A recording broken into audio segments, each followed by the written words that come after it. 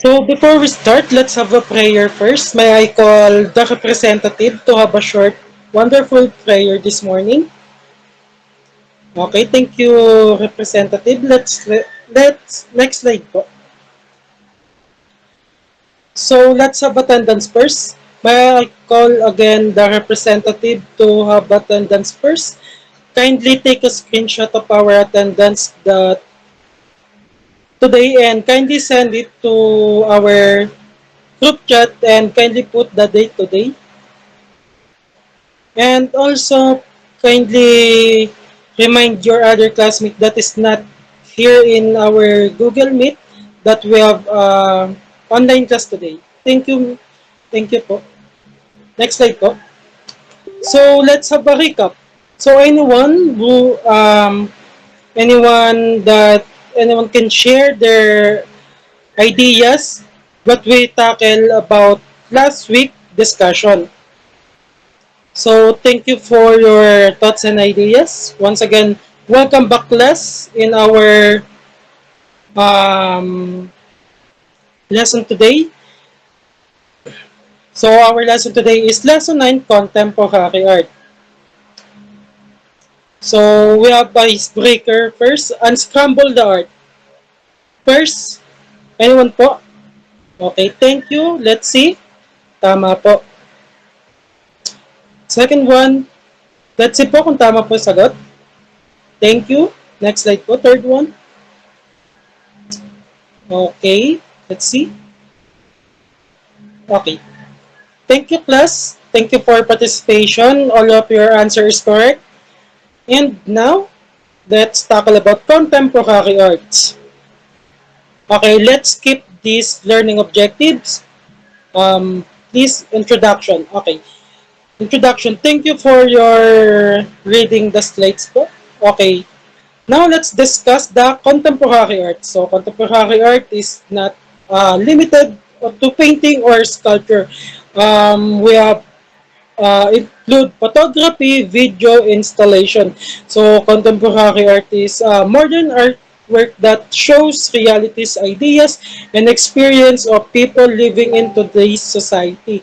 So, contemporary arts, for the example of contemporary arts, so let's see uh, the left side, we have street art. So, but the street art is made by Banksy.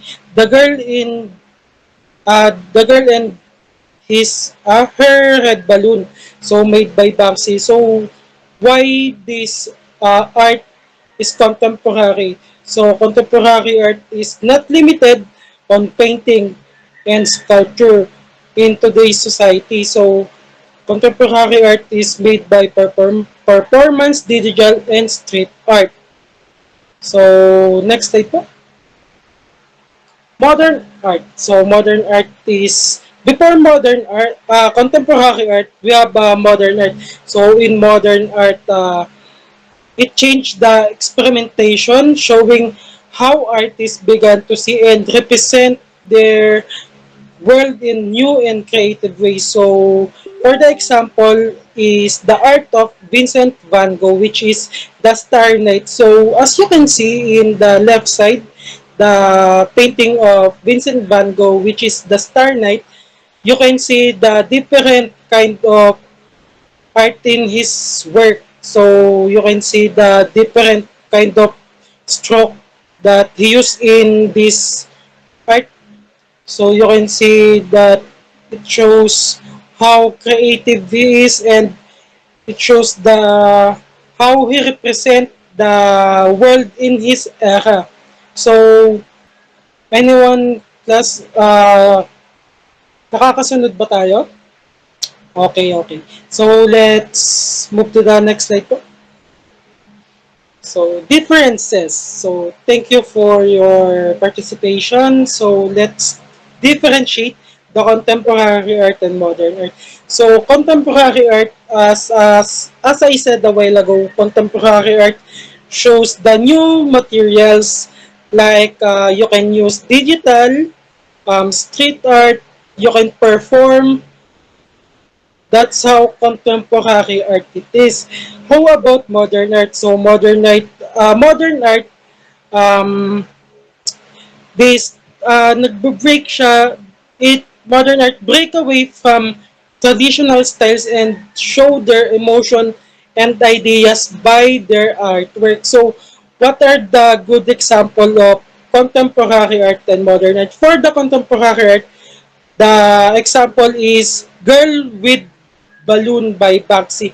Like in the first slide of the lesson, you can see the contemporary art of Banksy, the girl with the red balloon. Can you kindly go back to the first slide? Okay, yan. As you can see, this is kind of contemporary art. No? So why this art is contemporary? Um, because it made by street art. Now let's back again the current slide. Yes, and by the modern art, the example is Starry Night by Vincent van Gogh. So why modern art? Because it shows the breakaway of the styles and to show their emotion and ideas about their art. So that's the difference about the contemporary art and modern art. So next slide. So pop art. So thank you for your participation and for reading the slide. So pop art. Anyone who can give example about uh, pop art, where did you usually find this kind of art? Okay, thank you for your answers. All of your answers is correct. So, pop art usually can see in comics. If you're reading comics, you can actually see this kind of art. They are so vibrant and full of lively colors. Just like the color of this, you can see the example. They use bright colors. So they actually look like lively. So next slide po. Neo-pop art. Neo-pop art is a postmodern art movement in 1980s. Just like pop art, neo-pop art is be seen in modern museum art fairs like public exhibits around the world. So as you can see in the example, neo-pop art is they have an bright colors also, and you can see in the left side we have the red shining balloon. So this kind of art is made by the artist named Jeff Koons. If you know Jeff Koons, they already made this kind of art, red shining balloon, and you can see it in international exhibit. Now, next slide. Photorealism. So, thank you for your uh, one for your reading the slide. So, photorealism. Uh, this is where artists take the reference and produce it to make it look realistically as possible. So, for this artwork, I take this photo by artist named by artist Trisha Lanchico of Guhit Potato. So Trisha Lanchico make this artwork by herself and produce it as realistically as possible. And next slide po. Conceptualism. So conceptualism, thank you for reading the slide. So conceptualism art is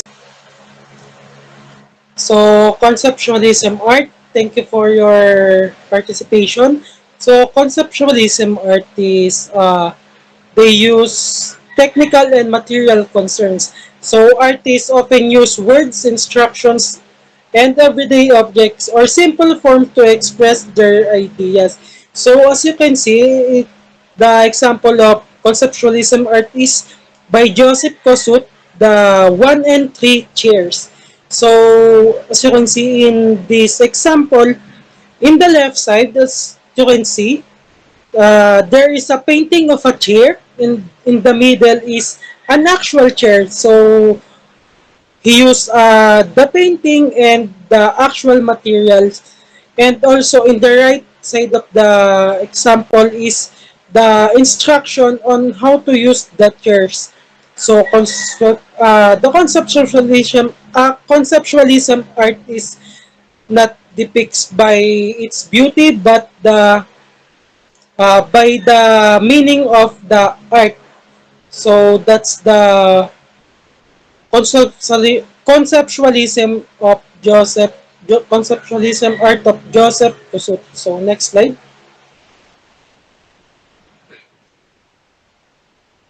The performance art. So anyone? Okay, thank you for reading the slide. So performance art. So performance art is performance that presented to an audience with an art context. So traditionally, it performs by scripted or unscripted. So what are the examples of performance art? So one of the best example of performance art is role playing. So role playing, we perform in front of the class while our audience is our own classmate and the teachers. So role playing is a good example of performance art. So next slide po. So next is performing art. Anyone? Okay, thank you for reading the slide. So, performing arts, by the word perform, so performing art is basically art that required skills um, that you have to act or perform in front of a public audience. So, the good example of performing art is acting, singing, and dancing. So, by this example, so you already know that this kind of performing art is you have to perform it in front of the audience. Is that clear, class? Are you with me? Okay, thank you. Next slide.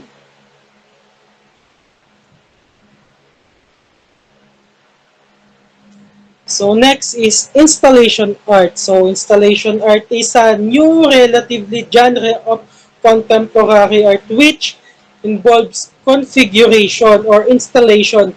So what are the examples of this installation art? So we have the example of Yayoi Kusama. So the Yayoi Kusama made an contemporary art which is the installation art. So the installation art of Yayoi Kusama is infinity mirror rooms. For the example of this installation art is, here are the example. So as you can see in the picture of infinity room, infinity mirror rooms, as you can see the picture is like sobrang wide, no? So sobrang spacey, like there is no end. But here's the tricks about that. So Yayoi Kusama use big mirrors to look like space, and he use different shade of lights to look like it looks space, right? Looks like space. As you can see in the picture, it looks so much spacey, but in reality, uh, there is and of it. So next slide. How about land art? So thank you for reading the slide. So land art is art made. It's usually made by natural materials such as rocks or twigs. So the best example of land art is rock balancing or rock forming. So usually makikita natin yung land art in the river. So might as well na makikita natin to na ginagawa ng mga bata or mga people na naliligo sa ilog. As you can see in this example of land art is rock balancing. So as you can see in the picture, this is kind land of art. Okay, next slide. How about next is street art. So a while ago in the first slide, we discussed contemporary art of Banksy, the Girl in Red Balloon by Banksy. Naalala niyo pa ba yon? Okay. So, street art is created in public location, usually unsanctioned, and usually executed outside the exhibit or museum.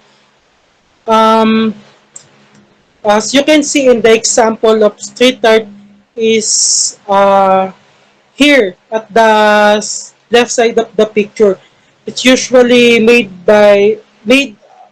in the outside of the traditional art venues. So usually makikita natin yung gantong art sa kalsada. Like sa paligid natin, meron tayong tinatawag na murals in public place such as coffee shop, local coffee shop. May makikita tayong mga gantong kind of art. So, are you still with me, class? Okay. Next slide po tayo. And that's the end of our lesson. So, before we end the lesson, I have to ask you, what is contemporary art in your own understanding? So, okay. Okay. Now, let's hear about the insight of your classmate. Okay, thank you for sharing your insight and ideas about the contemporary art. Okay, next slide. Okay, let's have a quiz first before we proceed to your activity this afternoon. So, next slide. Start ng quiz. I'll give you 5 minutes to answer the quiz. Okay. Are you done? Okay. Move po. Number 5. Okay. Move. So, you have to answer it on your own since we are online. Since we're conducting online class, you have to check your own papers. Okay. Now the answer key. Okay. Are you done? Okay, for your activity, materials needed, short bond paper, pencil or pen, camera or phone for taking pictures, or digital Canva. Okay, so what are the activity? Next slide. So instruction, you have to look around your school, home, community and find an example of contemporary art. For example, murals, street paintings, modern sculptures, or art installation. So I suggest you have to find the first art such as murals and street paintings. So yun yung pinakamadaling gawin and hanapin sa community natin. Sa Marikina, madami kayong makikita. Malapit sa school natin, may mga coffee shop tayo na merong mga murals. Madami kayong makikita sa mga ganyang art. So next is draw or paste pictures of this artwork. So saan po siya i-draw? So, saan nga ba natin siya i-draw or i-paste picture? So, you have to draw it in um, short band paper and you have to paste it in short band paper also. So, if you have digital, you can do it in digital such as Canva. You can paste a picture, you can paste a picture and you can also do a short reflection in Canva also. So, what are the question? You have to write the short reflection in this following in this one question. How this contemporary art makes our surroundings more meaningful or beautiful? Nakakasunod ba, class? Okay, lahat naman nag-heart. Okay, next slide. So, here is our rubrics for our activity. You can take a screenshot and para lang masunod yung rubrics natin. Kung nakakasunod kayo sa rubrics natin, mataas ang scores ninyo. Okay? Take a screenshot. Okay. Next slide. And for our assignment, we have here compare and contrast modern art and contemporary art. Write a short paragraph explaining their differences and similarities in your own words. So you have to compare contemporary and modern art. And you have to explain their differences and similarities. So, saan nyo pwede siyang ilagay? You can also use digital and you can write it down in bond paper also. Magkahiwalay po ang activity sa assignment ha. Okay, nakakasunod. So what are the criteria of our assignment? Next slide. So for the criteria, total points is 30. So understanding of topic, 15 points. It shows you have a clear understanding of modern art and contemporary art. Completeness, 10 points. It includes both similarities and differences. Wag pong kalimutan na maglagay ng similarities and differences of modern art and contemporary art. Okay? Number 3 is clarity writing. Use clear sentences and correct grammar. You can use Grammarly if you are doubt in your grammar skills, okay? You can use Grammarly. And you can use Google Translator if you forgot words, okay? Now, next slide. Since you have no question and you have no comments and suggestion, I just want to thank all I just want to thank you class for participating and listening and answering all of our questions and problems in today's lesson. I hope you have a wonderful morning and wonderful afternoon. Okay? And also thank you for our um, observer, which is Miss Aina Shane, Miss Nilyama, and also thank you, Ma'am Mariano, my RT, resource teacher. Thank you for observing in my final demo. And also, I want to thank Miss Melgy Tabasa for observing my final demo. And that's all. And class, you may now dismiss. You can um, dismiss the class right now. Okay?